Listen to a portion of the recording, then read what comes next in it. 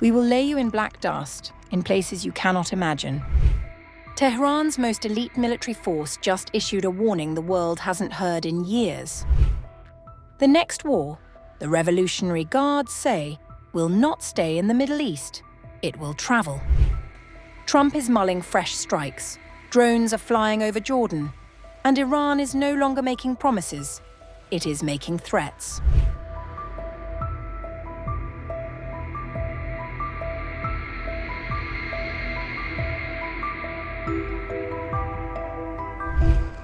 The Middle East is once again edging towards dangerous escalation, as Iran's Revolutionary Guards issue one of their strongest warnings yet to the United States and Israel. Tehran now says that if attacks on Iran are repeated, the next war will spread far beyond the region and strike targets the enemy cannot imagine. The warning comes amid rising tensions, threats of renewed military action, and growing fears that diplomacy may be rapidly running out of time.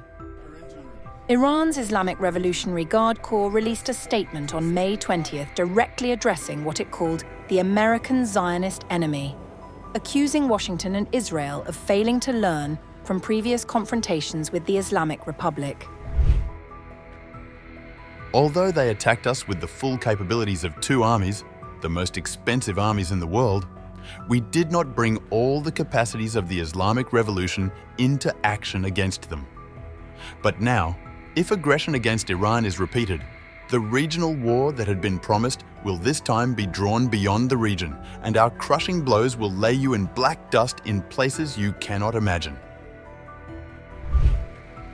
The statement was issued under a Quranic verse calling for fighting against the leaders of disbelief, while the IRGC insisted that Iran would demonstrate its strength on the battlefield, not through hollow statements. The warning comes as United States President Donald Trump has repeatedly threatened renewed military strikes against Iran if ongoing indirect diplomatic discussions fail to produce an agreement over Tehran's nuclear program. We have to make sure that Iran doesn't get a nuclear weapon, all of the things that you see me fighting for so hard. And it's always tough, you know. They come to the table, they're begging to make a deal, because they're begging to make a deal. I hope we don't have to do the war, but we may have to give them another big hit. We may have to give them another big hit. I'm not sure yet. You'll know very soon. But how do you feel when you're negotiating? You're winning every point. So I'm in the middle of a negotiation. I'm saying you cannot have a nuclear weapon. And it comes over the wire that the Democrats want to stop Trump from further negotiations. They want to stop Trump from, if he has to, giving them another slap. They want to have a nuclear weapon to blow up the Middle East and to blow up, frankly, the world. It's not going to happen. Iranian Foreign Minister Abbas Araghchi also escalated rhetoric, warning that any future war with Iran would bring many more surprises for the United States. Months after initiation of war on Iran, US Congress acknowledges loss of dozens of aircraft worth billions. Our powerful armed forces are confirmed as first to strike down a touted F-35. With lessons learned and knowledge we gained, return to war will feature many more surprises. Jordan, meanwhile, announced it had shot down a drone of unknown origin in its airspace on Wednesday. No casualties were reported. Though the Iran ceasefire has mostly held, drones have lately been launched from Iraq towards Gulf countries, including Saudi Arabia and Kuwait, apparently by Iran's allies. Also amid the war in Iran, Turkey said that Germany would send it a Patriot missile defense system for a 6-month deployment from June to replace a system deployed as part of NATO measures in southeast Turkey to bolster air defenses. In March, Ankara said a US Patriot system was deployed to southeast Turkey, near a NATO radar base, in the face of missile threats from Iran. NATO defenses shot down 4 ballistic missiles launched from Iran during the war.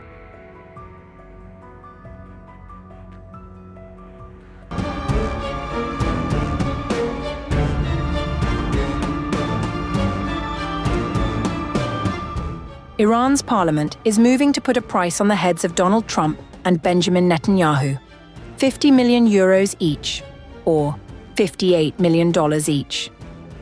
According to Ebrahim Azizi, chairman of Iran's National Security Commission, a bill titled Reciprocal Action by Military and Security Forces of the Islamic Republic is being prepared for a parliamentary vote.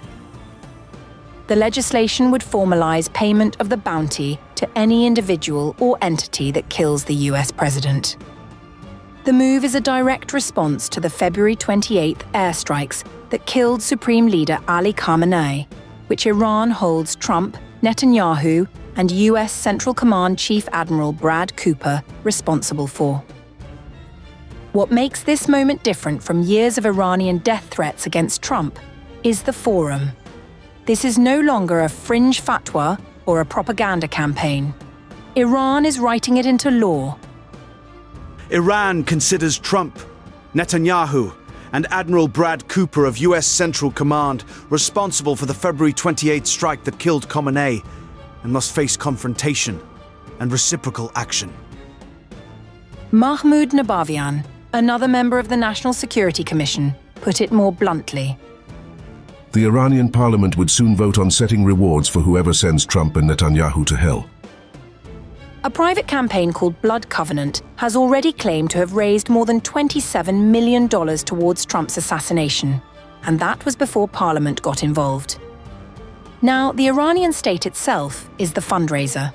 Soldiers have been photographed at booths in Tehran's Haftar Square teaching civilians how to use firearms.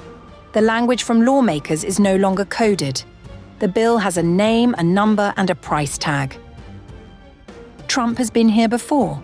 Iranian officials have threatened his life for years, and his response has been consistent: annihilation. Somehow, alongside all of this, peace talks are still running.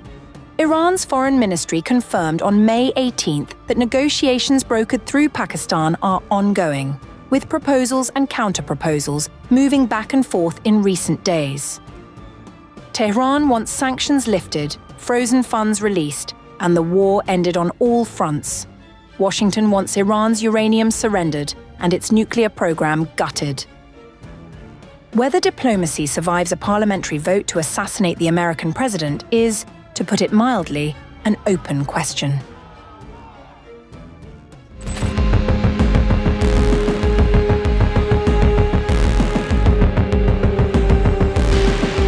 The Iran war has taken an ugly turn.